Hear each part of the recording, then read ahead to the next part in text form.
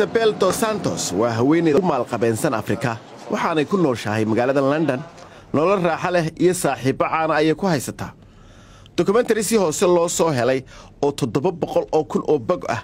oo ku saabsan ganacsigeeda ayaa waxa helay ururka ilaaliyaasha wax ka shifa ee Afrika waxaana la wadaagay urur saxafiyiinta ah oo wax baadha inta badan Isabel dos Santos hantideedu waxay ka timi heshiisyo aan la fahmaynin aabaheed Eduardo dos Santos waxa uu Angola ka arriminayay 38 sannadood waxaana uu raacay nidaam ah inuu soo saaro dekreeto ama amar taasi oo gabadhiisa iyo qoyskeeda ay ku helayaan heshiisyo ganacsi haday tahay dhul ama isgaarsiin iyo xitaa ka baayac mushtariinta Diamond Angola waxay sanadadu isguraanba kontradyo dheeraad ah ayay heshay hantideeduna way sii korodhay I think that she got waxay ila tahay inay heshay fursad maalqabeen ay ku noqoto waxay ka faa'iideysatay digreetooyinka aabaheed uu ugu gudbiyay hantida dalka iyo lacagtiisaba iyada xagga shidaalka Angola kayd badan ayay leedahay shirkadda batroolka ee dawladda Angola Sonangol waxay Isabel dos Santos siisay heshiis wanaagsan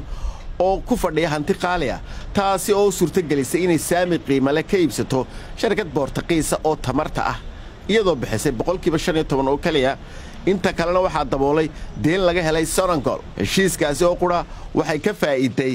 750 milyan oo euro